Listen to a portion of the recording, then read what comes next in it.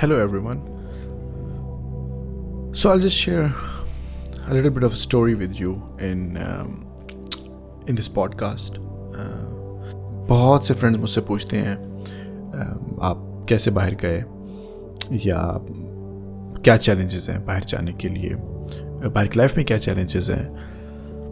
तो कभी कभी मैंने कुछ पोस्ट लिख दी, कभी कभी मैं कॉल पे एक्सप्लेन कर देता हूँ क्या प्रोसेस है, क्या प्रोसीजर है। But I thought it would be better कि अगर मैं आपको अपनी एक्चुअल स्टोरी बताऊँ कि मैं किस तरह पाकिस्तान से हॉलैंड आया और अब हॉलैंड में मुझे कितनी देर हो चुकी है, हॉलैंड में क्या चैलेंजेस आ रहे हैं मुझे। जब मैं पाकिस्तान वापस जाता हूँ तो वहाँ पे क्या चैलेंजेस आते हैं एज एन एक्सपैट, क्योंकि you always have to go back to Pakistan and you always have to come back. सबसे बड़ा चैलेंज तो अपने मुल्क को छोड़ के दूसरे मुल्क जाने का यही है कि ना आप वहाँ के हो ना आप यहाँ के हो। यहाँ आके आप उस मुल्क को तलाश करते हो और वहाँ जाके आप इस मुल्क की चीज़ों को ढूंढते हो। तो इस पॉडकास्ट में पाकिस्तान से हॉलैंड का सफ़र में मैं एक स्टोरी के तौर पे आपको बताना चाहता हूँ कि मैं पाकिस्तान से हॉलैंड कैसे आया, क्या प्रोसेस था, किस तरह से अप्लाई किया, यहाँ पे कैसे सेटल हुए, कितना टाइम हो चुका है हमें, यहाँ पे क्या चैलेंजेस आए, स्पेशली लाइक किसी से अगर मिलना है तो क्या वाकई अपॉइंटमेंट ही बनानी पड़ती है। तो ये सारी चीज़ें मैं इस पूरे पॉडकास्ट में आपको बताऊंगा। इस पहले एपिसोड में मैं और मेरी वाइफ हम डिस्कस करते हैं जो एक इमोशनल टॉल, एक इमोशनल वेट हमें फील हुआ था पाकिस्तान को छोड़ने के बाद, और पाकिस्तान छोड़ने से पहले की क्या मोटिवेशन थी कि किस तरह से हमें बाहर जाना है। तो वो सारी चीज़ें हम इसमें डिस्कस करेंगे। इस एपिसोड का पर्पस इस पॉडकास्ट को स्टार्ट करने का है और फाइनली इस एपिसोड के अंदर ही मैं आपको एक मैट्रिक्स दूंगा जो कि मैंने 5 साल में एक्सपीरियंस किया कि ये अगर आप इन कुछ टॉपिक्स को डिस्कस करो अपने साथ डिस्कस करो और देखो कि क्या ये चीज़ें आपके लिए इम्पोर्टेंट हैं, तो आई थिंक आपको एक जवाब मिल जाना चाहिए। Not a final answer but एक गाइडिंग आंसर जिसमें आपको पता चलेगा कि क्या आपके लिए पाकिस्तान से बाहर आना इजी है, सूटेबल है, या पाकिस्तान में रह के आपको बिज़नेस स्टार्ट कर सकते हैं, या जो आपकी रिस्पॉन्सिबिलिटीज़ हैं आप उन पे ज़्यादा फोकस करेंगे तो आपके लिए इजी होगा। क्योंकि ये इमोशनल टोल जो है ये मुश्किल कर देगा आपके लिए यहाँ बाहर आके सेटल होना। इवन अगर आप टेम्पररी आना चाहते हैं तो even then it would be very difficult. So I hope you like this episode and please share any feedback, anything that you think we missed, जो कि आप एक्सपेक्ट कर रहे थे इसमें, तो please let us know and या enjoy. पहली एपिसोड में हम उस आइडिया को स्टार्ट करने लगे हैं जिस आइडिया के साथ मैंने और मेरी वाइफ ने, जो कि ऑब्वियसली इस पॉडकास्ट में जैसे इंट्रोडक्शन में मैंने इंट्रोड्यूस किया था, उस आइडिया को शेयर करेंगे जिसके बाद हमने ये डिसीजन लिया कि ओके हमने बाहर जाना है और पाकिस्तान से बाहर की भी दुनिया को थोड़ा सा एक्सप्लोर करना है अपने लिए, ना सिर्फ अपने लिए बट मोर लाइक ओके हमारे लिए क्या अपॉर्चुनिटीज़ मिल सकती हैं, क्या डिसाइड कर सकते हैं हम अपनी ज़िंदगी के लिए पर्सनली, प्रोफेशनली, और फिर डेफिनेटली हमारी फैमिली पाकिस्तान में है उनके लिए भी हम क्या कर सकते हैं या हमारे लिए क्या चैलेंजेस होंगे।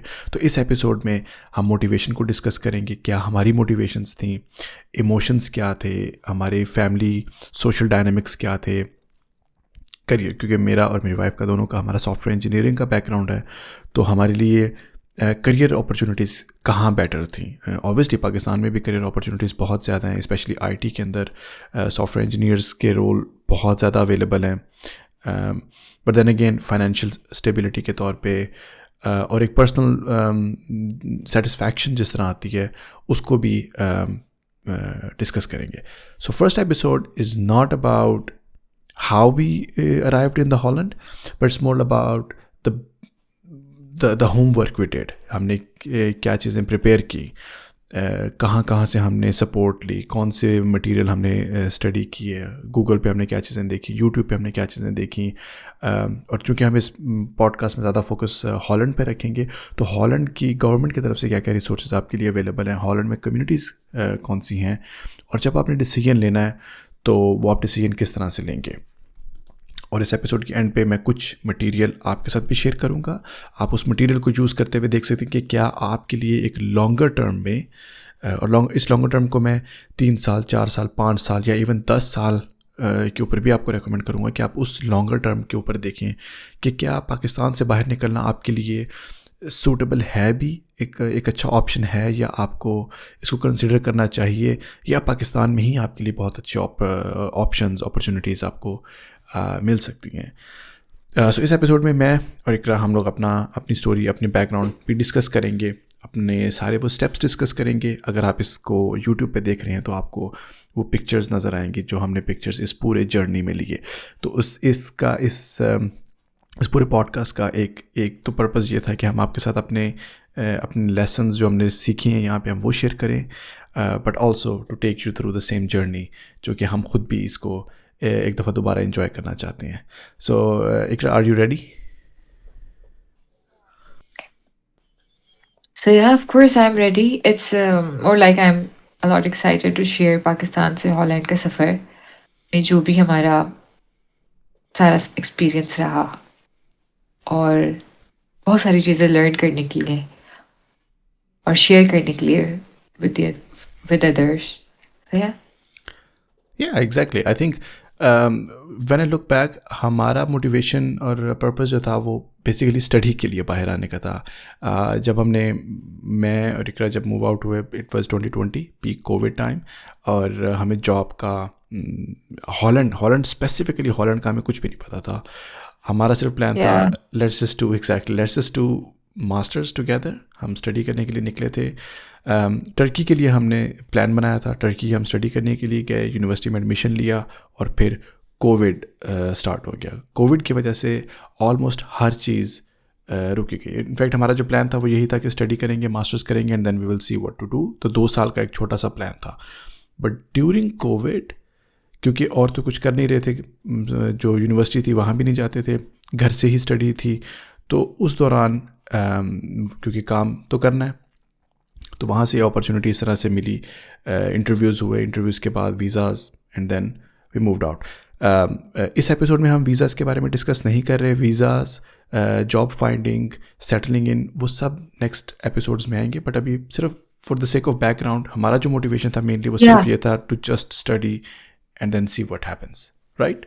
Zishan, I would just like to add कि because the purpose of this episode is also just to give a high level overview. Yeah. So मेरे ख्याल में ये बहुत important है कि जो रीजंस होते हैं बाहर आने के लिए वो हम क्लियर करें। तो मेरा ख्याल है कि आजकल जो बिल्कुल ऑथेंटिक रास्ते हैं बाहर आने के लिए पाकिस्तान से किसी भी कंट्री, वो 2 ही हैं, या तो स्टडी है या वर्क है। सो अगर आपकी बेस लाइन क्लियर है और अगर आपको है कि बाहर आना है, तो 2 सजेस्टेड वेज यही हैं। उसके अलावा जो भी वेज हैं वो आप सब लोगों को ही पता है कि वो इतने प्रेफर्ड नहीं हैं। लाइक फॉर एग्जांपल कुछ लोग आसान आते नहीं हैं, है। लेट्स बी रियल, काफ़ी पार्टनर वीज़ाज भी होते हैं, पार्टनर वीज़ा के तौर पे आते हैं, लेकिन अगर आप पार्टनर को जानते नहीं हैं तो it's gonna be a very tough ride for you, for them, for everyone, right? तो यस। तो अगर फॉर एग्जांपल आप समझते हैं कि क्योंकि बहुत सारे लोग ऑनेस्टली जो लोग बाहर हैं वो इस चीज़ से रिलेट कर सकते हैं कि पाकिस्तान में अगर आपके रिलेटिव्स हैं, अगर आपके फ्रेंड्स हैं, तो ऑन द डेली बेसिस नहीं तो वीकली बेसिस अगर जिस आपको 1 से 2 मैसेजेस ज़रूर मिलते होंगे कि अच्छा बाहर आने का कोई तरीका है तो बता दो, कोई वीज़ास चल रहे हैं तो बता दो, कोई फैमिली में जो बड़े हैं, बुज़ुर्ग हैं, वो आपको वीडियोज़ भेजते होंगे और बोलते होंगे कि इसमें ये वीज़ा की बात हो रही है तो ज़रा मेरे बेटा कुछ समझा देना, या मेरी बेटी बाहर आना चाह रही है उसको कुछ समझा देना, you know, these kind of things. So everybody in Pakistan is so desperate to come out and settle abroad, either for study or for work. But the main point is कि इतनी ज़्यादा नॉइज़ है, इतनी हर तरह के concepts हैं कि इस तरह भी आप जा सकते हैं, विदाउट आइल्स जा सकते हैं। आप you know just as Zeeshan mentioned spouse visa पे जा सकते हैं, या इलीगल वेज़ भी हैं, आप लेबर जॉब्स पर भी जा सकते हैं, लेकिन उसमें बहुत ज़्यादा टाइम लग जाता है और वो लिटरली ईज़ी वेज़ नहीं है। तो अगर आप उम्र के उस हिस्से में हैं जहाँ आपको ऐसा लगता है कि हम अब मेरा कोई फ्यूचर नहीं है, या आई एम डन, मैं तो अब अप्लाई नहीं कर सकता बाहर, तो एटलीस्ट यू शुड नो कि क्या सही तरीक़ेकार हैं कि आप अपने बच्चों के लिए एटलीस्ट वो चीज़ें सोच सकें कि ठीक है, मैं अब अपने बच्चों को इनेबल कर दूँ कि after these many years they should be able to apply for study visa और directly for the work visa. So yeah, these are two main correct ways to apply and settle or come abroad. या and I think हम इस topic को दोबारा से review करेंगे जब हम उस एपिसोड में होंगे Yeah, जिसमें हम yeah, वीज़ाज़ को डिस्कस करेंगे, वीज़ाज़ की कैटेगरीज़ को, उनकी डॉक्यूमेंटेशन को, रिक्वायरमेंट्स को, प्रोसेसिंग टाइम को, और फिर उसके आगे चैलेंजेस और अपॉर्चुनिटीज़ को डिस्कस करेंगे, फिर हम उस पर एक्सप्लोर करेंगे. But I think I really like the fact जो कि आपने मेंशन किया कि बच्चों के लिए भी प्लानिंग करनी चाहिए, सिर्फ अपने लिए ही नहीं, बट देन अगेन पेरेंट्स के लिए भी प्लानिंग करनी चाहिए, सिबलिंग्स के लिए, बाकी जो आपके फैमिली सर्कल में लोग हैं उनके लिए भी प्लानिंग करनी चाहिए. तो यहाँ पे आई थिंक जो सबसे अच्छी चीज़ है जो कि I think I would also like to share with the listener is कि आपको ये क्वेश्चन करना चाहिए अपनी मोटिवेशन के दौरान कि क्या आप किसी चीज़ की तरफ जा रहे हैं या किसी चीज़ से दूर भागना चाह रहे हैं. अगर आप पाकिस्तान yeah, से किसी दूसरे मुल्क जा रहे हैं तो are you trying to run towards, let's say अगर हम ये पाकिस्तान से हॉलैंड के सफ़र की एग्जांपल लें तो इसमें आप पाकिस्तान से भागना चाह रहे हैं या हॉलैंड की तरफ जाना चाह रहे हैं. ये डिफरेंट पर्सपेक्टिव है, और जब आप डिफरेंट पर्सपेक्टिव्स को लेंगे तो उसकी स्ट्रैटेजी भी डिफरेंट होगी, उसमें आपको चैलेंजेस भी डिफरेंट आएंगे और आपको अपॉर्चुनिटीज़ भी डिफरेंट ही मिलेंगी. तो I think the first question that I would have for everybody is कि लेट्स से अगर आप नेक्स्ट 5 साल में पाकिस्तान में रहते हैं, आप यहाँ पे कोई एफर्ट करते हैं, आप कोई नया बिज़नेस स्टार्ट करते हैं. मैं ऑलमोस्ट एवरी वीक लिंक्डइन के ऊपर कोई नया बिज़नेस देखता हूँ. बहुत अच्छे बिजनेसेस हैं, फूड के बिजनेसेस हैं, फूड स्टॉल से स्टार्ट करके एक प्रॉपर रेस्टोरेंट स्टार्ट करना, कंटेंट बना के कोई रेस्टोरेंट स्टार्ट कर लेना, या किसी नीश अपॉर्चुनिटी को देख के उससे एक इंपोर्ट एक्सपोर्ट का बिज़नेस स्टार्ट कर लेना. सो इस तरह की अपॉर्चुनिटीज़ बहुत ज़्यादा जो कि पाकिस्तान के अंदर भी हैं. तो अगर आप अपने आप को क्वेश्चन करें कि अगर मैं नेक्स्ट 5 साल पाकिस्तान में रह के मेहनत करता हूँ तो क्या आपको लगता है कि आप पाकिस्तान में सेटल हो सकते हैं, वेल इस्टेब्लिश्ड हो सकते हैं, कि जिससे आपको कम से कम 9 to 5 का ना करना पड़े. तो दैट्स अ गुड क्वेश्चन. आप अपने लिए देखिए, क्योंकि अगर आप बाहर भी आते हैं तो फिर भी आपको एक अपहिल क्लाइंब तो करनी पड़ेगी. yeah. Just to add, for me, I think it's six years ago when I was in Pakistan. तो मुझे बस ये था कि although I was having a very good work-life balance, I was having a very good time with my family, but somehow my inner feeling was, I'm just done with Pakistan for now.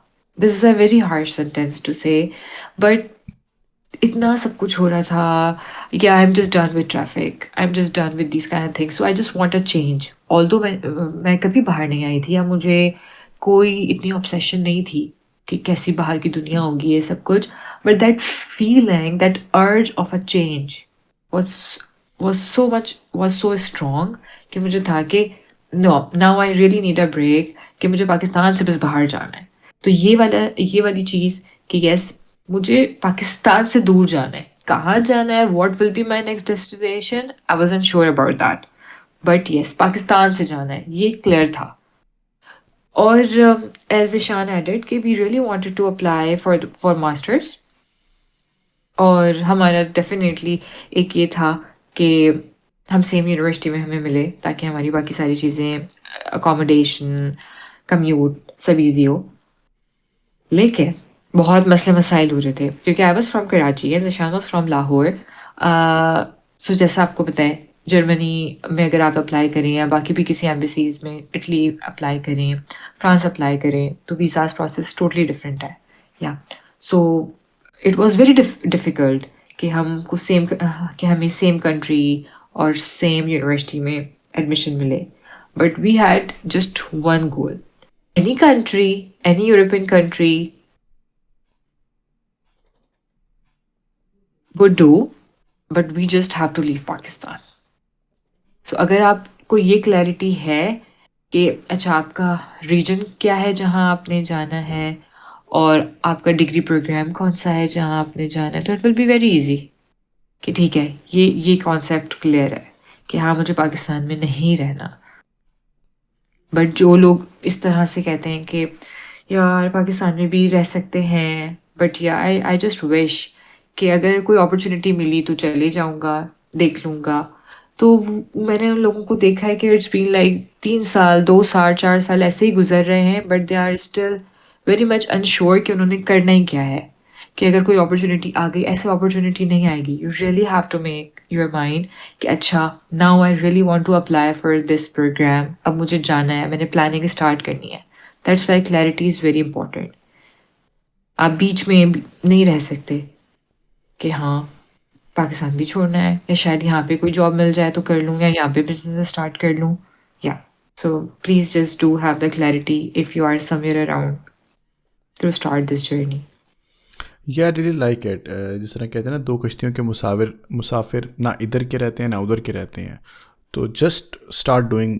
अगर आपको बाहर ही जाना है, let's say study के लिए अगर आप आते हैं, तो आपको आइल्स करना पड़ेगा, आपको अप्लाई करना पड़ेगा। इट विल टेक टाइम, 6 महीने 4 महीने तो बहुत मिनिमम टाइम है। लेकिन अगर आपको है कि नहीं मैं पाकिस्तान में काम करना चाहता हूँ, तो फिर आप दूसरी साइड को छोड़ दें थोड़ी देर के लिए कि बाहर जाना है मुझे, स्टडी के लिए भी आप कर रहे हैं, वर्क के लिए इंटरव्यूज़ भी दे रहे हैं, क्योंकि फिर आप दोनों तरफ एफर्ट नहीं कर पा रहे। And I know everybody is very talented इन पाकिस्तान। अगर आप कुछ करना चाहें तो आप उस पर फोकस करें, डू जस्ट वन थिंग, और उसको कम से कम 1 साल 2 साल 3 साल दें। और अगर आप 5 साल का टाइम देंगे तो मे बी वो आपका माइंड चेंज कर देगी। मे बी ऐसा हो सकता है कि आपका बिजनेस आइडिया जो है वही वहाँ पे बहुत अच्छा हो जाएगा। But I think I would like to talk about the emotional toll as या वेल। जैसे आपने कहा कि पाकिस्तान छोड़ने का तो एक होता है पैशन कि नहीं, now I just have to go outside. But जब आप पहुंचते हैं किसी जगह पे, तो then you actually realise okay अब पाकिस्तान छोड़ दिया मैंने, मतलब मैं पाकिस्तान में नहीं हूँ। What that happen, I think that weight is too big. जब आप पैकिंग कर रहे हैं, पासपोर्ट रख रहे हैं, तब फील नहीं होता। और अक्सर आप इंस्टाग्राम पे भी यही पोस्ट देखेंगी कि वो पासपोर्ट की पिक्चर लगाते हैं वहाँ पे और फिर बताते हैं कि मतलब 2 महीने 3 महीने बाद ये एक्चुअल में रियलाइजेशन आपको होती है कि आप अपने घर को छोड़कर आगे किसी और जगह पे आप आ गए हैं। वो चाहे यार फर्स्ट डे भी मतलब you remember you really had the first shock and that yes realization you are mentioning yes at the first in first Turkey, evening. Exactly Yeah. The first evening, exactly, क्योंकि हम लोग वहाँ पे travel कर वो रहे थे 3 महीने भी बहुत, जैसे कि हम ग्रुप्स पे देखते हैं लोगों ने पोस्ट की भी होती हैं, it's exactly just been a week and home sickness है। और एग्जैक्टली शुरू में जो पाकिस्तान वाला फैक्टर है वो शायद इतना मिस होता भी नहीं है, क्योंकि it takes time to feel the difference या वाइब जो पाकिस्तान की वाइब्स होती हैं। जो एग्जैक्टली पहला शॉक होता है ऑब्वियसली वो फैमिली का होता है फैमिली का कि आप होता है। फैमिली से दूर जा रहे हैं, और फिर आहिस्ता आहिस्ता आपको रियलाइज होता है आप कितनी सारी चीज़ें पीछे छोड़ कर आए हैं, या कितनी सारी चीज़ें आप पीछे छोड़ कर आए हैं, और फिर आपको एहसास होता है या नाउ और यू आर जैसे नॉट इन योर जैसे ओन अब मैं कंट्री। जब भी वापस जाता हूँ ना पाकिस्तान, और मैं दोबारा वही फ़ोन की ऐप को ओपन करके लोकल नंबर डायल करके अपने कज़न को, अपने पेरेंट्स को, भाई को कॉल कर सकता हूँ, वो एक डिफरेंट फीलिंग है। यहाँ आके फिर आपको व्हाट्सएप पे ही कॉल करनी है, व्हाट्सएप पे ऑनलाइन है, उनका इंटरनेट चल रहा है तो ही आप कॉल कर सकते हैं। तो वो एक अजीब सी फीलिंग होती है। जब भी पाकिस्तान में होते हैं तो एक डिफरेंट कम्युनिकेशन स्ट्रक्चर है। यहाँ पे आके आप आपने बात करनी है, बल्कि आप खुद ही बड़े हो जाते हो, आप नहीं सब कुछ करना है जो भी करना है। तो आई थिंक वो चीज़ भी, वो जिस तरह आप होम सिकनेस की बात कर रही हैं, वो definitely it's real, it happens. अगर आप स्पेशली अगर आप एक ऐसे पर्सन हैं जिसके बहुत ज़्यादा फ्रेंड्स हैं पाकिस्तान में, या जो हर वीकेंड पे कोई गैदरिंग रखता है, बारबेक्यू करते हैं अब, या वैसे बाहर मिलते हैं, चाय के ठेले पे आप मिलते हैं, आपको बहुत ज़्यादा एक वेट फील होगा। जब आप बाहर आएंगे आपको कोई मिलेगा नहीं, आप किसी को मैसेज करेंगे वो कहेगा मैं तो अगले 2 हफ्ते के लिए बिज़ी हूँ या मैं यहाँ पे नहीं हूँ। तो आपको फील होता है कि okay where am I right now, या what am I doing with my life. तो वही जो डिसीजन आपने लिए होते हैं कि नहीं मैं जब बाहर जाऊँगा तो ये हो जाएगा, वो हो जाएगा, ऐसे हो जाएगा, it all turns, it flips on its own self.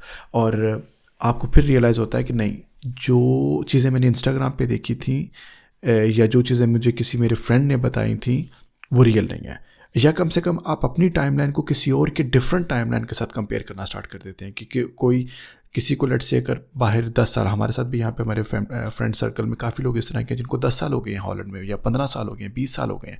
वो एक डिफरेंट लेवल के ऊपर है, उनके चैलेंजेस, उनकी अपॉर्चुनिटीज़ डिफरेंट है, और हमारे लिए चैलेंजेस डिफरेंट है।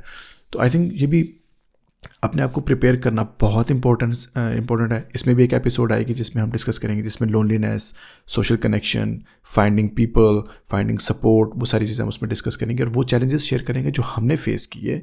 इवन तो जो हमने चैलेंजेस फेस किए थे वो कोविड के थे, लेकिन अब भी मोर और लेस उस तरह के चैलेंजेस हैं, जिसमें ये अपॉइंटमेंट कल्चर एक बहुत ज़्यादा होता है। पाकिस्तान में हर कोई किसी भी वक्त आपके घर में आ सकता है, आप किसी के घर में जा सकते हैं, किसी को कॉल कर सकते हैं। यहाँ पे वैसा नहीं होता।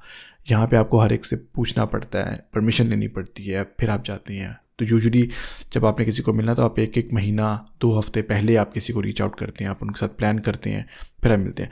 तो इस इमोशनल टोल को भी किस तरह से मैनेज करना है, ये भी करेंगे। पर देन उससे पहले एक और चीज़ है जिसमें रिस्पॉन्सिबिलिटीज़ आती हैं। आपकी फैमिली बेसिकली किस तरह से रिएक्ट करेगी, क्योंकि मेरे काफ़ी फ्रेंड्स हैं जिनमें फैमिली जो है वो भी उन्हें कहती है कि बेटा आप ना जाओ बाहर, मतलब यहाँ पे क्या चीज़ है। अक्सर फैमिलीज जिनके अपने बिजनेसेस सेटअप होते हैं, तो वो कहते हैं कि हमारा बिज़नेस कौन देखेगा, आप इस बिज़नेस को चलाते रहो, हम अच्छा खासा खाते पीते हैं, सब कुछ ठीक है, हमें कभी कोई चैलेंज नहीं आया। उन चीज़ों को भी जो है वो मेंटेन करना बहुत इंपॉर्टेंट होता है, और स्पेशली अगर आपके पेरेंट्स बूढ़े हैं तो फिर आपको एक ये ठसका सा लगा रहता है कि उनकी केयर करनी है। मेरा एक फ्रेंड है, वो रिसेंटली उसकी वालदा को मतलब एक फ्रैक्चर हुआ था, उसको फिर यहाँ से अर्जेंटली टिकट लेके वापस जाना पड़ा, उसको छुट्टी भी लेनी पड़ी। Then he had to go and then he had to take care of her. Definitely उसके पेरेंट्स बहुत सपोर्टिव थे, he is also very responsible. But इस तरह के चैलेंजेस फिर आपको आएंगे। So you really need to be mindful कि अगर आपके पेरेंट्स अकेले हैं वहाँ पे, उनके लिए कोई नहीं है वहाँ पे केयर करने वाला, then you need to think कि क्या आपका जो 1 साल का या 2 साल का डिग्री का प्रोग्राम है वो इसको जस्टिफाई करता है कि आप अपने पेरेंट्स को या अपनी रिस्पॉन्सिबिलिटीज़ को छोड़ के जाओ। और आई थिंक ये वापस उसी क्वेश्चन की तरफ जाता है कि क्या आप किसी चीज़ से भाग रहे हैं या किसी चीज़ की तरफ भाग रहे हैं। I don't know, what's your take on Yeah, this? but on the other hand, the other side of the picture is, अगर आपको ऐसा लगता है कि आपके पेरेंट्स इस परेशानी में हैं कि अब हम बूढ़े हो रहे हैं, या हमारी फॉर एग्जांपल दवाइयों का खर्चा बढ़ रहा है, जैसे पाकिस्तान Yeah, में पता है मेडिकल कितना एक्सपेंसिव है। true. तो अगर उनको ये है कि अब मुझे ये बीमारी है, ये मसला है, या ये ऑपरेशन अभी सर पे है, अगर उनको ये परेशानियां हैं एंड यू थिंक कि कोई मामू, कोई बहन, कोई और फैमिली मेम्बर है जो कि उनकी डेफिनेटली टेक केयर कर सकता है, and you really need to be the person who can provide this kind of resources in terms of money of course, तो फिर आप बाहर उस मोटिवेशन के साथ जा सकते हैं। तो अपने सारे फैक्टर्स पहले अच्छे से देख लें एंड एक शॉर्ट एनालिसिस कर लें, क्लैरिटी पहले लेना बहुत ज़रूरी है, because once you are here आप एक अच्छा खासा अमाउंट, एफर्ट, सब कुछ एनर्जी, सब कुछ लगा चुके होते हैं, then definitely there is not an easy way to go back. True. इसलिए अपने सारे we will definitely be sharing a checklist at the Yeah. And of the episode, you can download it from the description. Also, it has different parameters. You can read, you can think about those questions, think multiple times, Yeah. think maybe one day, the other day, and third day also, because maybe your answers would change. So think them multiple times and then give them numbers that where do you stand, how you think about, and then see what are the actual reasons if you want to leave Pakistan or if you want to stay there for for next few years. And if you have, yeah, also this podcast is not just for someone who really want to be an expat, or anybody can listen, like as I have mentioned, आपकी family में कोई होगा या आपको खाली बाहर की life जानने का शौक है, जैसे कुछ जो डेफिनेटली कुछ मेरी फ्रेंड्स ऐसी हैं जो कि उनकी फैमिली में कोई बाहर ऐसे नहीं गया, उनकी ज़्यादातर ज़मीनें हैं वहाँ पर, या पाकिस्तान में ही उनकी सारी फैमिली सेटल्ड है, तो वो लोग पूछते हैं अच्छा वहाँ पर ये कैसा होता है, या फॉर एग्जांपल आप लोग कैसे अपॉइंटमेंट्स लेते हैं, अच्छा डॉक्टर के पास डायरेक्टली आप लोग नहीं जा सकते, कुछ भी होता है आप लोग को रियली अपॉइंटमेंट्स ही पहले बुक करनी पड़ती है. It's a surprise for them because they have been in Pakistan for decades and उनके लिए तो यही है, फॉरेन डॉक्टर के पास कुछ मसला हुआ चले गए, for example this is just one thing. Carpenter, घर पे कुछ मसला हो गया, you really need to book the appointment first, you really need to find the right guy. These kind of challenges, people are really interested to know such kind of things as well. So ये एक बहुत मज़े से, इसका नाम ही इसलिए ऐसा है पाकिस्तान से हॉलैंड का सफ़र, because it's more like a story that we will be sharing with a lot of Yeah. insights and useful information that anybody can benefit from. या या एग्जैक्टली. एंड आई थिंक जिस तरह अभी आपने बात की कि प्लम्बर को बुलाना है तो वो किस तरह से करना है, डॉक्टर के पास आना है तो किस तरह से करना है. जब हम लोग हॉलैंड आए थे तो हमारा एक ये टेम्प्रेरी सा शिफ्ट था. ऑफ कोर्स हमारा उस वक्त जो प्लान था वो जर्मनी जाने का था, but we were like okay let's just go to Holland and see what happens. तो हमारे लिए ये टेम्प्रेरी एक्सपीरियंस था. एंड आई थिंक इसको टेम्प्रेरी एक्सपीरियंस के तौर पे हमने जो स्टार्ट किया वो हमारे लिए भी अच्छा था, क्योंकि we didn't have so many high hopes. अगर आप हाई होप्स लेकर आएंगे कि यही आपका घर है, यहीं पे आपने आगे 20-25 साल गुजारने हैं, तो अगर तो वो घर उस तरह से ना हो जिस तरह से आप इमेजिन करके आए होते हैं, देन इट रियली हर्ट्स. हमारे लिए ये था हाँ. कि या क्योंकि मुझे जॉब मिली थी तो मूव करना इतना मुश्किल नहीं था. I had the money, salary आ रही थी, even though still it was very challenging. शुरू के 6 महीने बहुत चैलेंजिंग थे, क्योंकि आपको घर ढूंढना होता है, आपको रजिस्टर करना होता है, सारे चैलेंजेस आपने साथ में करने हैं. बट अगर आपके अकाउंट में हर महीने सैलरी आ रही है, so you don't at least have to think about the financial stuff के बिल कौन पे करेगा, घर का किराया कौन पे करेगा, जो हमने ग्रॉसरी करनी है उसका पैसा कहाँ से आएगा. You don't have to find job, you don't have to do odd jobs. तो वो एक काफ़ी आसानी आ जाती है.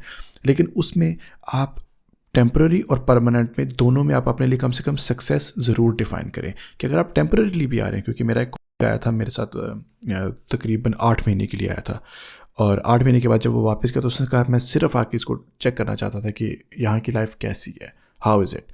और फिर उसके बाद वो वापस चला गया. इस मैं यहाँ पे परमानेंट आया ही नहीं था, ना मेरे परमानेंट मूव होने की इंटरेस्ट थी. I was happy where I was. It's just that I wanted to give a foreign life a try, और वो उसने किया. तो इसी तरह से अगर आपका भी प्लान बने, लेट्स से बहुत से लोग हैं जो स्टडी के लिए आते हैं, 2 साल 3 साल अपना कोर्स करते हैं, और उसके बाद they go back, they take some experiences from here and they bring some experiences to Europe या अमेरिका, ऑस्ट्रेलिया, जो भी जिस कंट्री में भी आप जाना चाहें. और टेम्प्रेरी वर्सेस परमानेंट का आई थिंक सबसे इंपॉर्टेंट चीज़ है कि आपको आपके लिए घर क्या फ़ील होता है. मैं पर्सनली इंट्रोवर्ट पर्सन हूँ. मेरे लिए घर का मतलब है माई ओन हाउस, मेरी अपनी 4 दीवारी. मैं बाहर घूमना फिरना इतना पसंद नहीं करता. लेकिन कुछ लोग हैं जिनको नाइट लाइफ पसंद है. फॉर एग्जांपल हॉलैंड के अंदर भी बहुत से लोग हैं जिनको एम्स्टर्डम पसंद है. Personally I hate Amsterdam. It's very busy, it's very crowded, touristy, night life है वहाँ पे. इवन तो लाहौर से हूँ, बट मेरा नाइट लाइफ का की डेफिनेशन डिफरेंट है. It's different. It's more like availability of stuff, not just tourist light and music vibes etcetera. तो इट डिपेंड्स कि आपके लिए क्या चीज़ है. final thing that I would like to discuss before giving it back to you, Ikra, and then you can close the episode, is about क्या आप मतलब आप वीज़ाज़ के प्रोसेस, ट्रैवल, और एक जो सेविंग है, not just about money but about your time. अगर आप 1 साल की कमिटमेंट करना चाहते हैं, क्योंकि अगर आप इसको टाइम को भी पैसे के तौर पे देखें, तो जैसे कहते हैं ना कि आपके पास 1 लाख रुपए, आप अगर उसको बैंक में डिपॉजिट करेंगे तो आपको जो भी उस पर रिटर्न मिलेगा उसको आप अपॉर्चुनिटी कॉस्ट से कंपेयर करें. कि अगर आपने इस 1 लाख रुपए की कोई चीज़ ले ली होती है, जैसे आपने बाइक ले ली है या आपने कोई और चीज़ ले ली है, तो वो आपको क्या बेनिफिट देगी. उसी तरह आप टाइम को भी देखें कि अगर आप 1 साल बाहर किसी मुल्क में डिपॉजिट करते हैं, आप उस मुल्क में रहते हैं जहाँ पे आपने परमानेंट रहना भी नहीं है, और मे बी वहाँ पे जो भी आपने टाइम स्पेंड किया है वो आप यूज़ भी ना कर सकें, तो क्या उस अपॉर्चुनिटी कॉस्ट को अगर आप कंपेयर करें कि वही इन्वेस्टमेंट आपने पाकिस्तान में फर्दर की है, तो वो क्या होगा. I think that's very important for you to think as well. Yeah. So I think हमने काफ़ी no. So yeah, I think we had shared quite a lot with respect to the topic of this episode. And now I would just say कि जो हम एक decision matrix करके आपके साथ share कर रहे हैं, just go through it, and it's basically your motivation gut check. Say, are you clear what you really want to do? As Ishan shared multiple aspects कि आप सिर्फ explore करने भी आ सकते हैं, that's okay. आप यहाँ पर आकर settle भी हो सकते हैं. Maybe you want to have the passport. You want to apply for the nationality, maybe not. Maybe you want to come here and then move to USA or Canada or somewhere else. Maybe you have any other plan. Maybe you just want to come here, explore, and maybe you just want to get married here, for example. So many options, but it's really important to make up your mind before you leave Pakistan. इससे बस आपके challenges थोड़े easy हो जाएंगे. You would be prepared what's coming. जितना आप control ले सकते हैं, at least उतना control हाथ में आ जाएगा. आपकी mind, आपका mind, आपकी body थोड़ी सी prepared होगी. बाकी तो यहाँ पर बहुत सारे new challenges आएंगे जिसके बारे में हम भी बात करेंगे and we will try to share as much as possible हमारे अपने experiences से ताकि आपको help हो. But yeah, just go through that checklist and share your experience or any questions if you have with us. Yeah, thanks, and that's it for this episode. I think next episode में हम visas को discuss करेंगे. Visas की क्या categories हैं, फिर उसमें अगर आपने लेट्स से कोई आप कैटेगरी उसमें सेलेक्ट करते हैं, लेट्स से आप जॉब पे ही आना चाहते हैं तो आप जॉब किस तरह से ढूंढ सकते हैं. मैंने किस तरह जॉब ढूंढी थी, जॉब का एक्सपीरियंस किस तरह से, इंटरव्यूज़ किस तरह से देनी है, CV किस तरह से, या अगर आप स्टडी के ऊपर आना चाहते हैं तो स्टडी को आप किस तरह से आप परसू कर सकते हैं. तो वो सारी चीज़ें हम उसमें डिस्कस किया. But for this one I think what's important it's also कि आप भी थोड़ा सा इसमें टाइम इन्वेस्ट करें. आपको डिस्क्रिप्शन के अंदर एक मैट्रिक्स मिलेगा template, you can just download it and you can put some numbers into it, like clarity आपको कितना क्लियर है कि यू हैव टू गो आपके लिए. और ये आपके लिए इंपॉर्टेंट कितना, लेट्स से अगर आपकी फैमिली रिस्पॉन्सिबिलिटीज़ हैं and you are the only person जो कोई उनकी केयर कर सकता है, तो फिर उसमें आप उसके वेट को 5 वैल्यू दें because that is very important for you. But अगर लेट्स से कोई चीज़ें आपके लिए इंपॉर्टेंट नहीं है, long term life vision for example, तो आप उसको 1 दे सकते हैं. फिर आप उसको स्कोर दें, टोटल करें and then look at it yourself कि क्या आप एक्चुअली रेडी हैं बाहर जाने के लिए, आपको जाना चाहिए, या maybe it's not right for you right now and maybe 3-4 साल बाद आपके लिए एक अपॉर्चुनिटी आए to go outside to maybe visit Holland, या मे बी आप पाकिस्तान में इस तरह से कोई बिज़नेस करें कि आप उस बिज़नेस को एक्सपेंड कर सकें. But I think let's wrap up this episode and see you in the next one.